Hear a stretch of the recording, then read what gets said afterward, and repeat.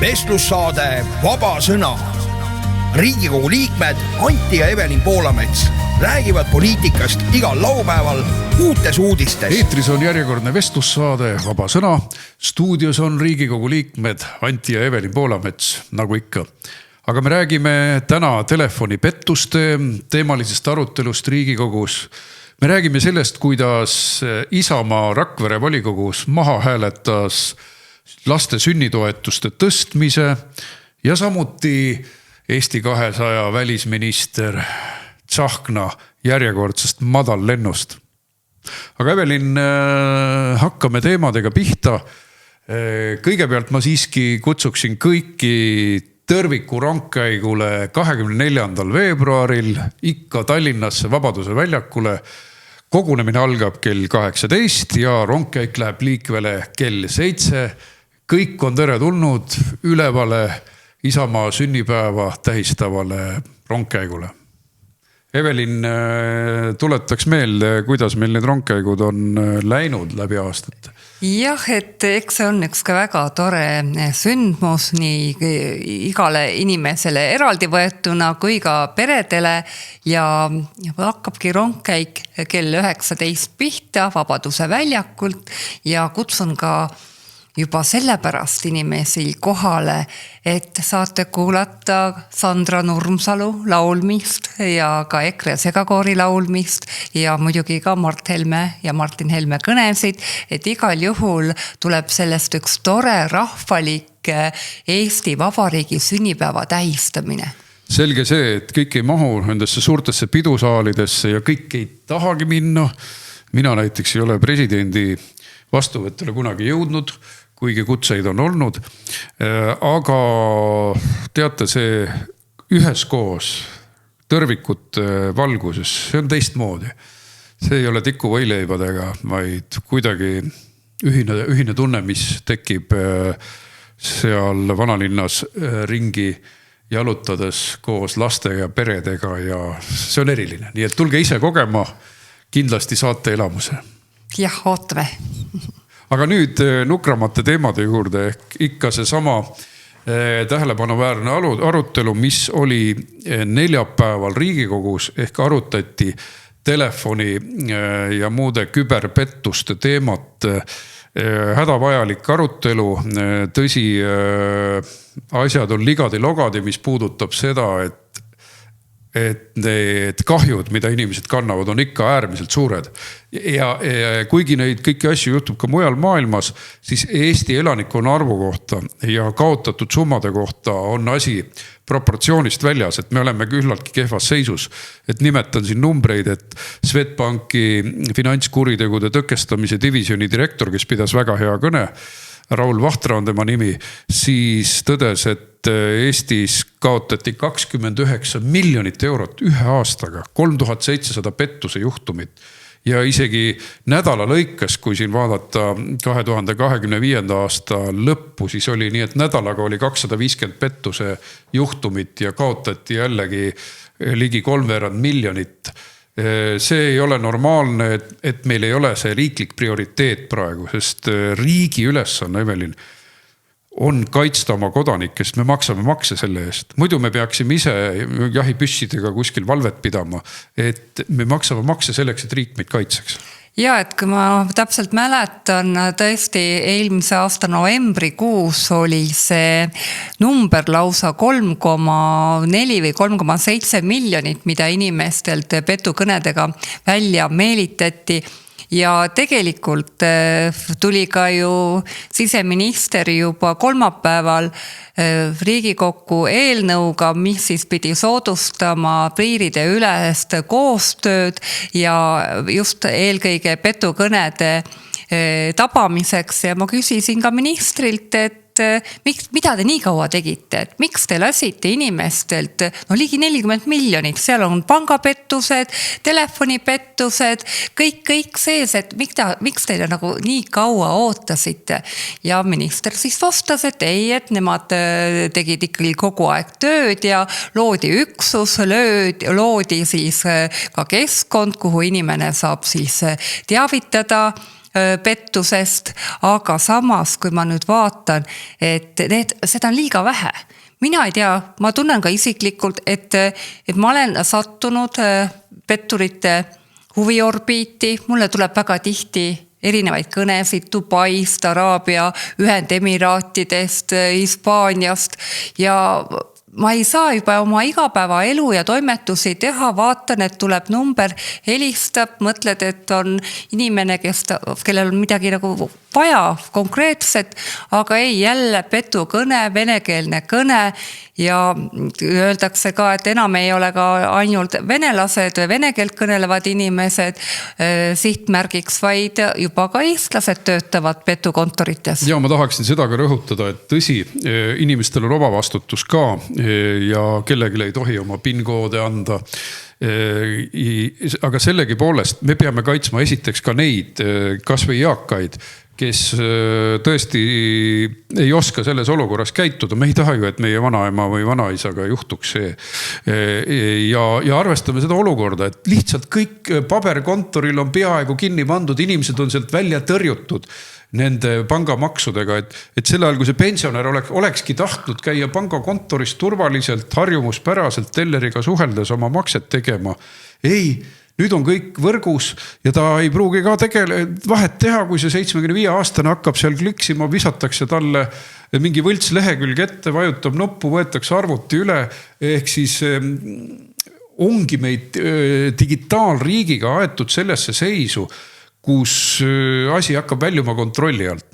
Ja ma leiangi, et see, et miks Eesti on nende petturite huviorbiidis ja miks meie inimesed nii palju on raha kaotanud, siis see ongi tingitud ka sellest, et meil on ju digiriik, et kõik on digitaalne, kõik asjad saad ühe nupule vajutamisega teha ja tegelikult on ka riik loonud selle olukorra, et inimeste andmed on kelmidele väga hästi kätte saadavad. Näiteks iga ettevõtja, on ta siis FIE või OÜ juht, et tema isikukood on internetist vabalt leitav. Ja nüüd ei olegi petturil muud vaja, kui saada sellelt inimeselt, et kasutada Smart ID-d, saada see PIN 1 ja PIN 2 kätte ja ka saab eesti.ee-sse saab ju isikukoodiga sisse logida ja piisab jälle väiksest PIN 1-st, paned inimese isikukoodi sisse, lähed eesti.ee-sse, saad inimeselt PIN 1 kätte ja kõik tema need andmed ongi kurjategijale juba nähtavad ja sealt ta saab omale infot selleks, et luua selline intiimne suhe või võita usaldust selle ohvriga, sealt ta saab tema laste andmed kätte, tema terviseandmed kätte, et tegelikult on riik jättud nii palju asju tegemata, et inimene on nii kerge saak selle petturile. Terviseandmete osas ma nii kindel ei ole. Kui nad just ei osta kuskilt tumeveebist näiteks inimeste apoteeka ostud andmeid, isegi see on võimalik. Kui sa lähed eesti.ee-sse sisse, siis on seal päris palju isiklikke andmeid inimeste kohta. Ei no asi läheb üha hullemaks ja ka seal ettekandjad rõhutasid, et kas me peame perfokaartide ja paberite juurde tagasi minema. Aga võib-olla mõnel juhtumil peabki, kui asi käest ära läheb, sest AI ajastul tehakse nii perfektseid videosid, kus politsei ülem ise pöördub kellegi poole, siis tehakse sinu firma või panga konto täpne koopia, et inimene võib ajameelselt nuppu vajutada. Ma tean, et üks ettevõtja kurtis võrgus, et ka mina läksin nüüd lihtsalt hajameelsusest lõksu, et vajutasin nuppu, arvasin, et see on maksekorraldus. Ja kuna on välkmaksed, kusjuures Euroopa Liit on käskinud üle Euroopa välkmaksed korraldada, kus 30 sekundiga toimub makse teise Euroopa otsa, siis pangad ei suuda ka enam oma kaitsevahendeid piisavalt rakendada. Ja see ettevõtja ütles ka, et ma veerand tunni pärast sain aru, et midagi on viltu. Ja siis oli juba hilja, sest välkmakse oli läinud. Ehk siis järjekordne selline totaalne eurotsentraliseerimise probleem. Aga mida võib kohe inimestel nõuandeks öelda, et soovitage kõigil välkmaksed välja lülitada. Seda saab arvutis teha. Ja see ka, et need karistused on liiga leebed. Inimesed ei karda.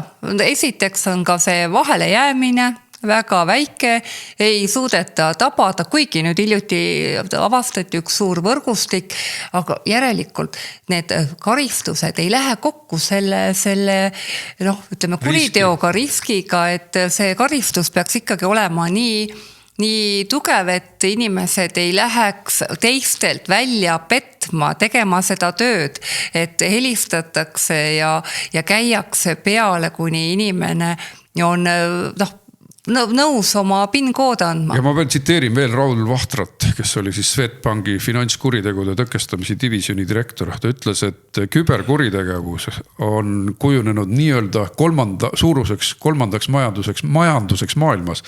Et selle maht on sama suur kui USA ja Hiina majandus, et on kolmas nende järel. Ja pettuste pandeemiat rõhutas, et see on väga hull. Ja minu jaoks on see küsimus, et mida meie riik teeb. Et kui ikkagi inimesed kaotavad aastas 30 miljonit, siis tähendab, et see on riigi tegemata jätmine. Praegu peamine töö on telekomi firmadel. Nad ise teevad üsna palju ära, blokeerivad 13 miljonit välismaa kõnet aastas. Muide näiteks seal mainiti, et Ukrainas läheb mitu tuhat inimest iga päev tööle ja hakkab petukõnesid tegema. Siis neil on tohutu hulk kõnekaarte, näiteks ka Läti puhul avastati Eestist ostetud kõnekaardid, kõik on anonüümseks tehtud. Et mida me siis nende rahvusvaheliste võrgustike vastu teeme? Muidu kiideldakse, et küll meil on rahvusvaheline koostöö, aga siis äkki ei suudeta. Ei suudeta ja jäetakse tegemata ka väiksed asjad.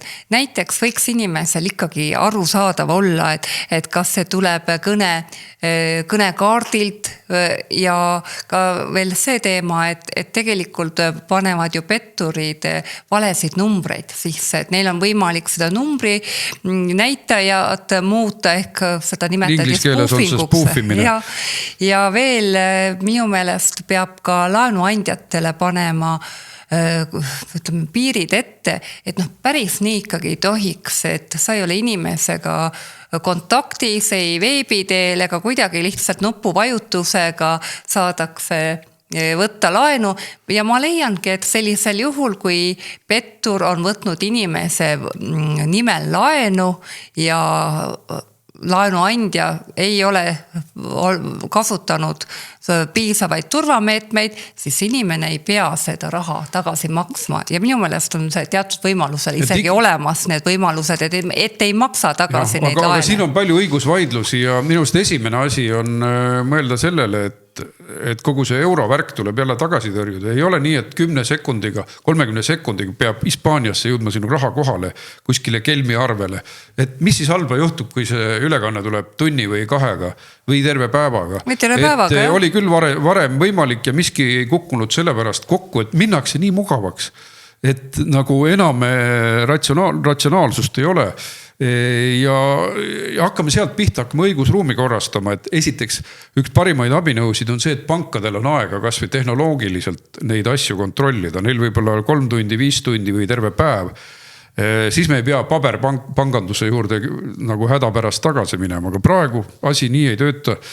Ja minu meelest riigil on küll mingid koordineerivad grupid, kes käivad koos, aga vaata, kui rahvas kaotab 29 miljonit sellega, miks siis riik ei võiks kas või 15-20 miljonit panna nende töögruppide tööks, et oma inimeste õigusi kaitsta, et meil on väga kiire sellega.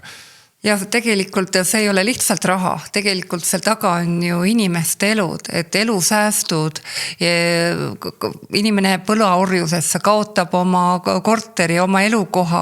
Ja ma arvan, et ka enesetapud võivad kaasneda. Ja et kõik need juhtumid ongi olnud, et inimene on kaotanud oma elukoha, oma raha, et see ei ole, see on nagu traagika, see on iga inimese traagika. Ja muide, meil ei ole ju ohvriabi ka pärast seda, et praegu on riik loonud ideaalse keskkonna petturitele ja jätnud selle teise poole täiesti lahendamata, et kuidas siis tegeletakse inimesega, kes on langenud petturi ohvriks, kes on langenud nagu selle süsteemi ohvriks ka, mille riik on loonud. Väga õige.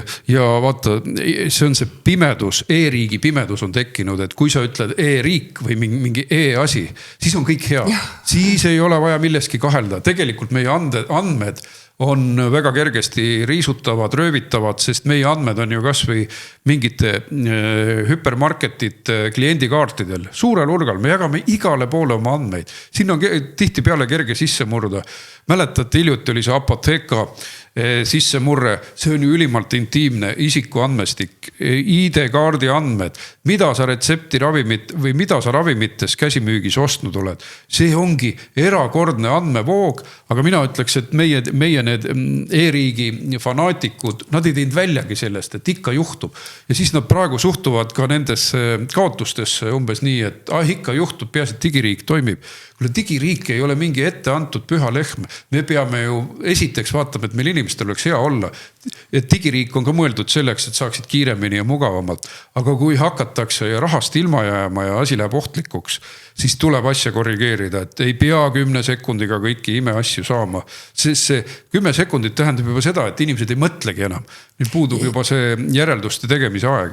Ja riigi käitumine ka, et Liisa-Ly Pakosta muudkui tuleb uute eelnõudega, et teeme ka sumperandmebaasid, et liidame nii avalikud andmed kui ka äriregistrid ja samas ei suudeta neid hoida, et oli ju alles hiljuti see teema, kuidas eesti.ee-st läks hulk andmeid kaduma. Me käisime Teaduste Akadeemia ühel üritusel, siis ka tegelikult kogu see asi oli just kui ühte sängi, et andke oma geeni andmed kähku ja me teeme personaalse meditsiini ja et mitusada tuhat inimeste geenikomplekti on juba salvestatud, et andke veel, paneme terve Eesti rahva geeni andmepanka ja siis hakkame iga ühe individuaalseid geene sättima. Et minu meelest siin on ka liiale mindud oma selle geeni jagamise hullusega, et ehk ühel hetkel on need mööda maailma laiali ja siis öeldakse, et oih, juhtus. Ja millega nad ju tegelevad praegust, kui võtame ka siseministri Taro eelnõu, tegelevad aga Euroopa Liidu sees, aga need kelmused tihti peale tulevad Euroopa Liidu väljast, Ukrainast, sealt nii-öelda kolmandatest riikidest. Igal juhul mina küll luban, et EKRE võtab seda teemat tõsiselt ja ma ise võtan tõsiselt, sest lihtsalt on lubamatu lasta oma rahvast koorida ja oma vanaisasid lasta mingitel kelmidel lüpsta.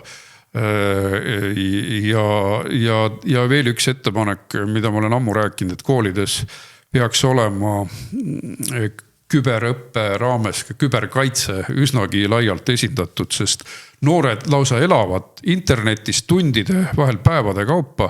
Vanemad ei tea mitte midagi, mida nad seal vaatavad, kelle otsa nad satuvad, võivad nii-öelda väljapressimised tekkida, postitatakse ka intiimseid fotosid juba teismeliste vanuses, siis ähvardatakse, et ma panen kuskile üles ja noored viiakse nii hullu seisu, et nagu enesetapu meeleoludesse depressiooni, et see maailm on tegelikult noortele ka äärmiselt ohtlik, kui nad seal ei oska ennast kaitsta. Ja igal juhul tuleb tõsta inimeste digiteadlikkust, igal juhul vaadata, kuhu lingi peale vajutatakse, kas see on ikka riigiasutus, lugege seda ülemist rida, vaadake, kas seal on Riigikogu või riigiasutus, tihti peale jääb juba pettur vahele sellega, et kas või need Omniva pettused, et seal ülemine link aadress ei kattu selle lehe endaga. Ja head inimesed, meil on olemas ka sotsiaalmeedias vaba sõna, vestlussaade Vaba sõna, ärge muretsege, see ei ole õngitsuslink, see on päris link, et kirjutage sinna oma kogemustest nende telefonipetistega või oma tuttavate kogemustest, et me hea meelega toome ka mõned juhtumid välja ja hoiatame inimesi selle eest. Aga pärast väikest pausi läheme me Rakvere volikokku oma vaatlusega. Vestlussaade Vaba sõna. Oleme stuudios tagasi, Riigikogu liikmed Anti ja Evelin Poolamets, räägime selle nädala kuumadest poliitikasündmustest ja Rakvere volikogus oli järgmine juhtum.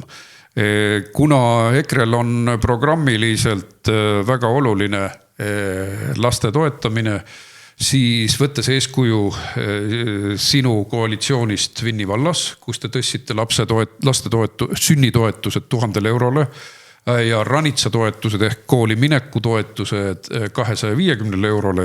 Me leidsime, et Rakvere linn on rikas küll, et võiks seda sama teha. EKRE praegu ei ole koalitsioonis, siis tegime opositsiooni poolt linna eelarvesse parandusettepaneku samal teemal. Mina ütleks, et Rakveres ei ole mitte Isamaa võimul, vaid on keskmaa või isegi sotsid 1 ja sotsid 2. Ehk siis muidu sotsid ju vahel räägivad küll naiste kaitsmisest ja siis hakkavad hoopis transinimesi kaitsma. Ehk siis petavad aledalt. Vahel räägivad küll midagi lastest, aga samal ajal siis, kui asjaks läheb, mitte midagi. Isamaa hääletas tuimalt maha sünnitoetuste tõstmise, ranitsatoetuse tõstmise, et kuidas on võimalik, et sina Rakveres, Vinni vallas said sellega ilusti hakkama? See on tõesti kummaline, et Rakvere niimoodi käitus. Olles, tõesti, ma ütlen, et Rakveres on selline hübriid, et on Isamaa ja Keskerakond on omavahel ühinenud ja on tekkinud selline hübriid koalitsioon, mille nimi on siis ikkagi Isamaa, aga meil Vinni vallas tõesti, meil on ka ju Isamaa ja Keskerakond ja EKRE võimul ja meie tegime selle 1000 eurose sünnitoetuse ära, kõik olid nõus ja mis minule tundub imelik ka Rakvere puhul, et tegelikult seal justkui ei olegi nagu maailmavaatega tegu,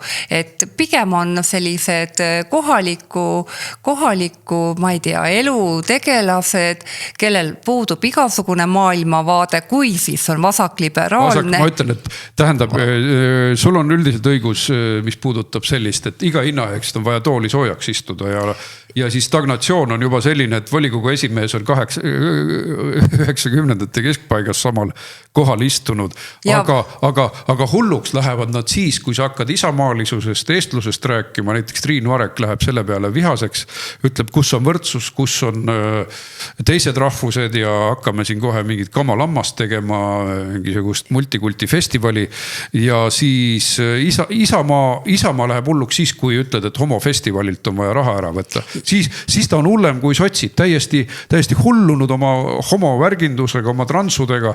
Anne Nõgu on transu hulluse eestvedaja. See ei ole mingi Isamaa isegi nime järgi mitte.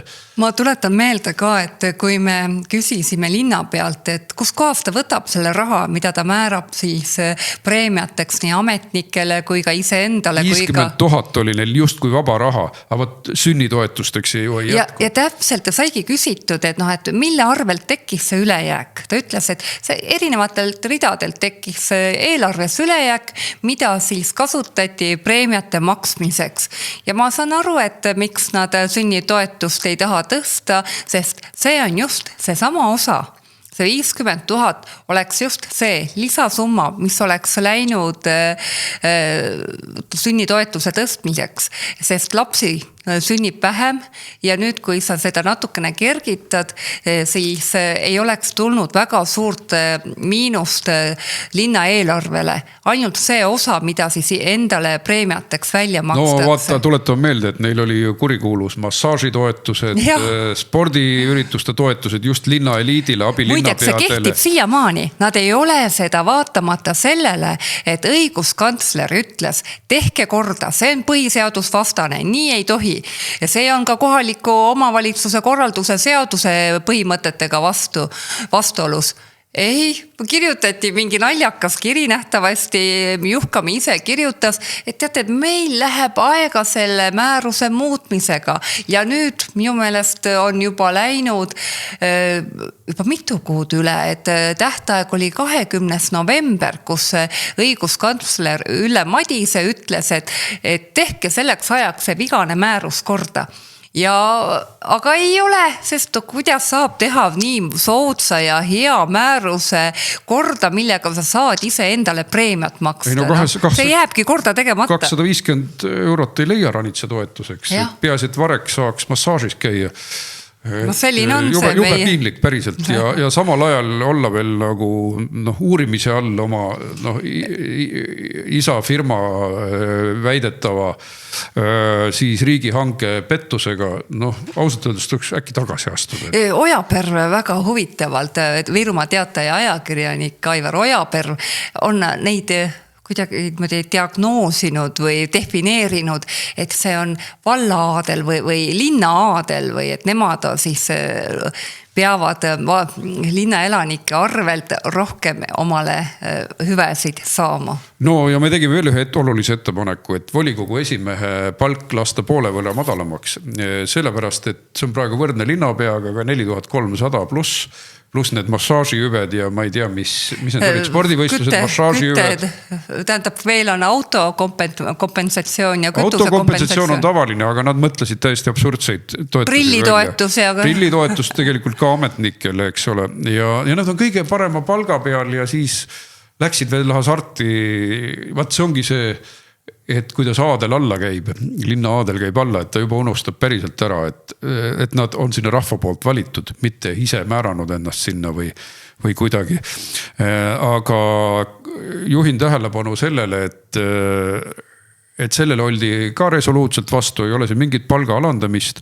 Aga kui meie ütlesime läbirääkimistel, koalitsiooni läbirääkimistel, et mina võin olla volikogu esimees tasuta, sest see on ka praktiline, et Riigikogu liige ei saagi seda tasu võttes, ma Riigikogu liikmena oleksin seal 0 euroga ja linnas jääks lastetoetus raha ülegi, kui mina ei võtaks raha ja sellega säästaksin paarsada 000 eurot 3-4 aastaga.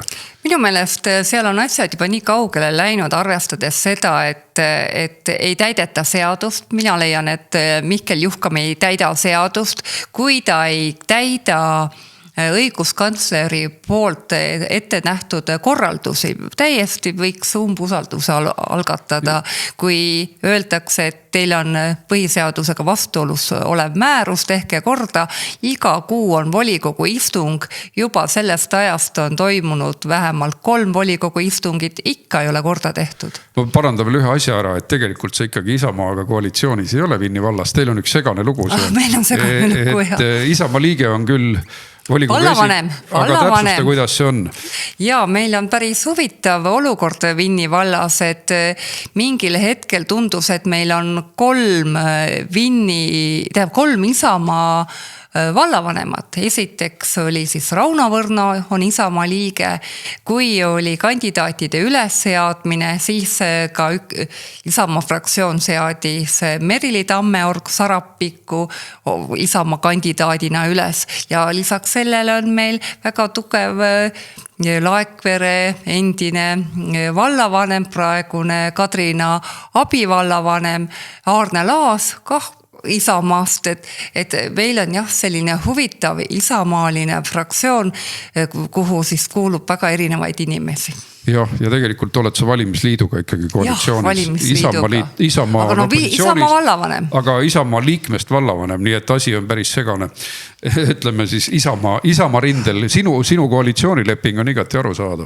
Jaa, ei, ma ei saanud Isamaaga tõesti koalitsioonilepingut teha, sest Isamaa on ju tuulikute poolt ja me ei saa lubada Vinni valda neid kõrgeid. Järjekordne näide, et Isamaa on sotsid 2, nad ei ole isegi lahjad konservatiivid, vähemalt Lääne-Virumaal, vaid sotsid 2, kelle peamine huvi on transinimesed ja tuulikud. Et mis seal on isamaalist, Evelin? Ütle üks näide, üks asi, mis on seondub sõnaga Isamaa. Nad võtavad isegi, jätavad vabariigi aastapäeval inimestele siis Kaitseliidu suppi jagamata, peaasi, et homod raha saaksid. Just, et nendel on ka see mõte, et koguks inimestelt maksudega kõik rahad kokku ja kasutaks seda enda hüvanguks. Aga Rakveres see lõppeski sellega, et näiteks üks aktiivne liige, kes on nüüd ka meie poolt volikogus, Arvo Suurmaad, ütles, mul aitab, et selliste sotsidega ja kellel ei ole isamaalisust haisugi, et tema ei saa seal enam olla, tuli EKRE-sse ja tunneb ennast aatekaaslastega, päris isamaalastega, päris patriootidega, nii et kui mina pidasin meil kõne Rakveres, kui nimetati linnapead ja volikogu esimees, ma ütlesin, et EKRE pakub isamaalist alternatiivi Isamaale, sest me oleme tegelikult patrioodid. nii on. Aga selle Lääne-Viru teemaga tõmbame otsad kokku ja läheme väikesele pausile. Vestlussaade Vaba Sõna. Oleme stuudios tagasi. Stuudios räägivad Anti ja Evelin Poolamets, nagu ikka, Lääne-Virumaalt valitud Riigikogu liikmed selle nädala kuumadest teemadest. Ja üks kuumemaid teemasid oli Margus Tsahkna ettekanne teisipäevasel välispoliitika küsimuste arutelul Riigikogu suules saalis.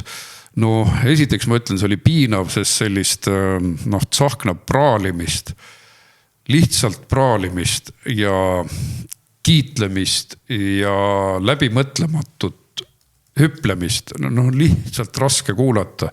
Ja kui pärast teda läheb lastepiltnikuna tuntuks saanud väliskomisjoni esimees pulti, siis meil on nagu täielik must maa välispoliitikas, et vahel inimesed nagu loodavad, et kui see sisepoliitikaga kõik on nässus, siis äkki seal välispoliitikas on hästi, nagu ei ole. Asi on päris hull ja mina ütleks, et asi ei ole lihtsalt piinlik, vaid asi on ka julgeoleku riskidega seotud. Et need igasugused kilkamised, hõiskamised ja viimase aja trendina USA kui liitlaste halvustamine ja lausa minema kihutamine mõne ministri poolt. Tuletan meelde headele kuulajatele, vaatajatele, et septembrikuus me tahtsime Riigikogus teha COVID-i tagasivaated puudutavat konverentsi ja kus läks mölluks, kus hakkasid koalitsioonipoliitikud ähvardama, sõimama, Kennedyt sõimama USA tervishoiuministrit. Nii et see lõppes sellega, et USA tervishoiuminister loobus videosilla kaudu meie konverentsile osalemisest, et see oli juba räige kahju, et see info, et visatakse USA minister välja mingite hullu jutu ajajate poolt. Ja, et Margus, Tsahkna tegevus on ju ohtlik, kuna ta on ju välisminister ja kogu tema tegevus on ju kogu maailmale just tema kandiku peal, et see, mida ta ütleb, seda analüüsitakse. Võtame kas või Margus Tsahkna tüli president Alar Karisega, et millise mulje see või millise signaali see välismaailmale jättis. Keegi ju ei pannud midagi pahaks, kui Alar Karis pidas selle kõne, ütles, et peab koostööd tegema ja rääkima oma liitlastega ja võtma eeskuju USA-st, et ka Vene suhetes peab meil esindaja olema. Ja mida siis see Tsahkna ütles Karise kohta, et ta peab väga inetult, ta väljendas ennast, et mis ei sobi isegi ju ministrile, et kohe hetk ei tule meelde. No ta on ülbitsenud ju kõvasti, et kui president, kes Kasahstani visiidil, siis ta sõimati lihtsalt nägu täis, et ta ei praalinud piisavalt palju, ta ei kekutanud ja ei hüpanud piisavalt palju. Ehk siis Tsahknal on selline sisepoliitiline sõnum, et nendele järele jäänud 1%-le Eesti 200 valijatele, et ma olen kõige kõvem mees, vaadake kui kõva mees ma olen, annan kõigile peksa, kohe annan peksa.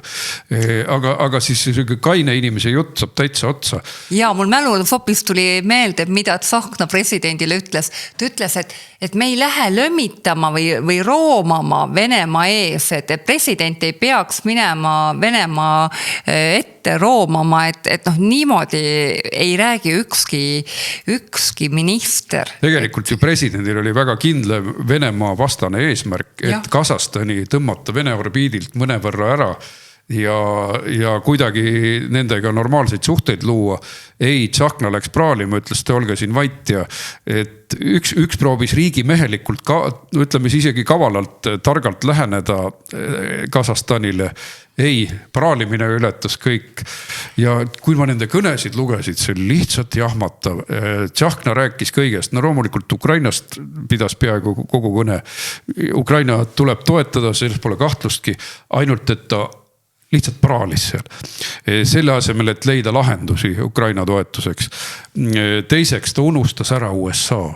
Meie võtmeliitlase ühe korra mainis, ühes lauses, oma pikas kõnes NATO kontekstis. Samal ajal, kui USA on Euroopaga pingeseisundis. USA ütleb otsekoheselt välja, et kui Euroopa ei lõpeta massiimmigratsiooni mahitamist, siis varsti pole võib-olla liitlast kuskilt võtta, et siin on mingid teised rahvad üldse esindatud mõnekümne aasta pärast, kellega me kunagi NATO lepingu sõlmisime. Noh, sisuliselt nad ütlevad, me anname moslemitele tuumapommi või kuidas? Aga nüüd tahab ju Tsahkna ise tuua Eestisse tuumapommi, et erakond, mille toetus on alla nulli või nulli lähedal, teeb ikka väga suuri plaane, et toome tuumarelva Eestisse, lähme Venemaale kallale ja no ma ei tea. See on lihtsalt praalimine, et välispoliitikat ei tehta praalimisega, vaid on vaja elementaarset tarkust ja lihtsalt selle probleemi sügavus tuleb välja väga selgelt. Mitte Ukraina teemal, sest sellest proovitakse niikuinii igal argi- ja pidupäeva kõnel rääkida, aga probleemi sügavus tuleb välja sellest, et USA-d, meie võtmeliitlast, ignoreeritakse, sõimatakse, rünnatakse, halvustatakse. Aga samal ajal tal kõnes olid pikad lõigud arenguabile, kuhu me raha jagame, Eesti kodanike raha, räägiti Nigeeriast, San Salvadorist, tehisarust, igasugune selline moodne digiloba oli seal sees, e-riigi ekspordist üle maailma ja unustatakse ära USA. Vaadake, sellisel kriisi ajal, kui USA väed on Eestis Võru külje all, paarkümmend kilomeetrit Venemaa piirist, ma käisin ise nende väeosa vaatamas, seda nimetatakse kohanime järgi on Redo ja siis ameeriklaste kohalolu järgi Camp Redoks. Kõik platsid olid tehnikat täis, tanke, soomukeid, sillatanke, sõdurid olid kohal, tegid õppusi käredas külmas, nad olid tulnud kuumast Texasest siia -25-sesse Lõuna-Eestisse. Ja sa ei ütle ühtegi aitäh sõna ka. Sa ei räägi USA-st midagi, ainult praalid, õiendad ja räägid, kuidas Eesti raha Afrikale laiali jagatakse. See on täiesti läbi kukkunud minister. Lihtsalt katastroof. Kui ma tuletan meelde, kuidas minister käis Tbilisi tänavatel laamendamas nagu mingi poisike või mingisugune ostetud aktivist.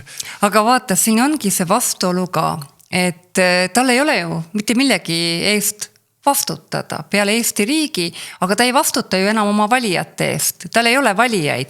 Et milline julgeolekurisk on olukorras, kus on valitsuses erakond, mille reiting on nii madal, et tal pole mitte mingit lootustki saada järgmisel korral valituks. Tal ei ole nagu mitte mingit vastutust. Ta ei pea murets enam selle pärast, et äkki kui ma valesti käitun või et siis mind enam ei valita. Ta teab nagu nii, et teda ei valita ja tal ei olegi mitte mingit vastutust. Ta võtab viimast, et saada tähelepanu, teha mingid hulluseid, sest neid ei saa enam karistada, kuna neil ei ole mitte mingit reitingut.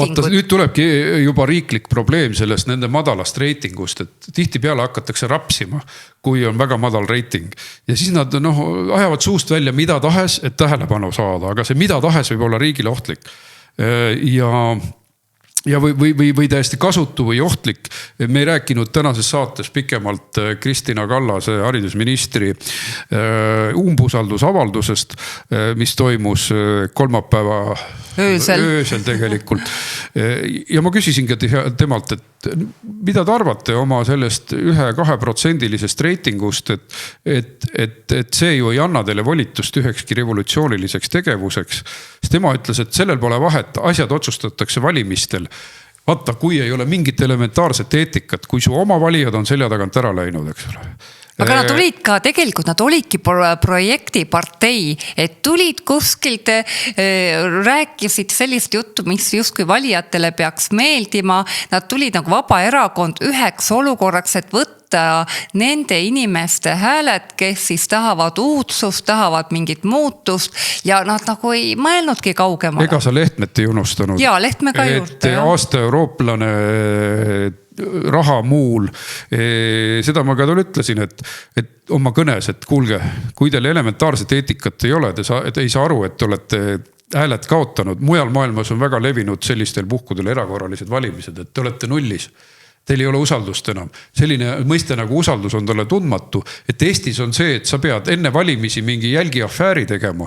on see Stroomi ranna kividega loopimise teema, mida Krossi abikaasa korraldas, et EKRE-t hävitada.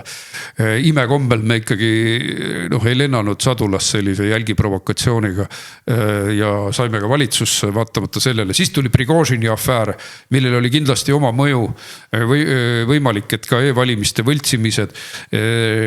Siis oli Lehtme efekt, ta oli kindlasti olemas, ta sai kõige rohkem hääli neil, võib-olla ka e-hääli, mida ta ei olnud saanud tegelikkuses, aga tal oli ka paberhääli küllalt. Ehk siis see, et ma ütlen, et kui mingisugune petis tuleb, võimalik, et ta kasutas Ukrainast toodud musta raha oma selleks valimiskampaaniaks. Ja siis pärast ei huvita enam mitte kedagi, oled sa kas 0,1 peal, sa võid igasugust kurja teha nagu Eesti 200 ja see sama probleem laieneb Reformierakonnale. Teie nuumate, teie teete ju selle aferistide, Eesti 200 aferistide pundiga neid õudseid otsuseid Rootsi vangide, moslemi vangide toomise osas ja kõiki revolutsioone. Et see näitab lihtsalt poliitilise eetika nulli langemist. Ja see ka, et tõepoolest sa viitasid sellele, et toodi musta raha Ukrainast Eestisse ja sellele on ju tunnistus antud.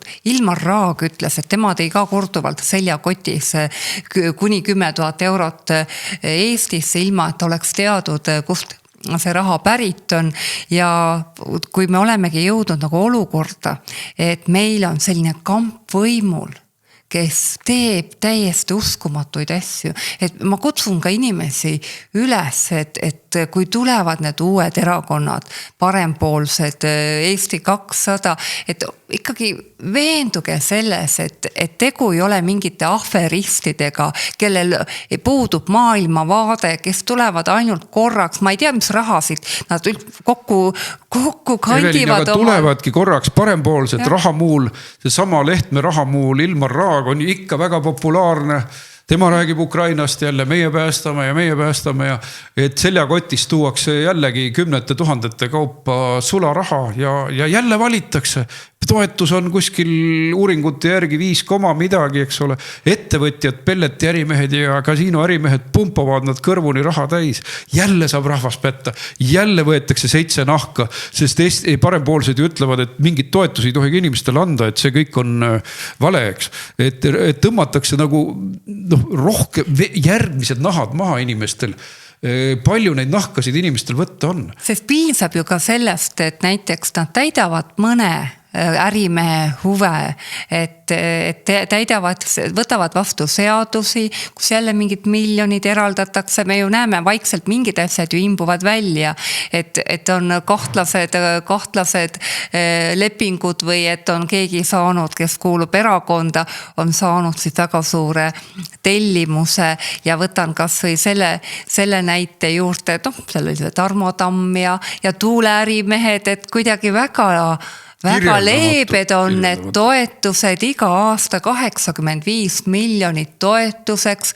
Nüüd juba jälle on plaanis avada see vähempakkumiste, tuuleenergia vähempakkumiste voor ja et jälle natukene nagu parandada oma tuttavate ärimeeste majanduslikku seisu. Ja nüüd uus uudis, et peaminister lubas omavalitsustele 1 000 000 eurot. Riiklikku altkäemaksu. Kui nad võtavad tuulepargid oma territooriumile, et kus see raha tuleb, et kas see on see automaks ja kas see on see laste toetustelt võetud raha, et see 1 000 000 siis maksta omavalitsustele, mida nagunii hoitakse näljas igasuguste erinevate kohustustega, mis kaela laotakse, samas andmata kaasa vahendeid, et siis me paneme omavalitsused sellise piiri peale, et nad lõpuks on kõigega nõus, et see nagu jälk, kogu see tegevus on nii korruptiivne ja Eesti rahva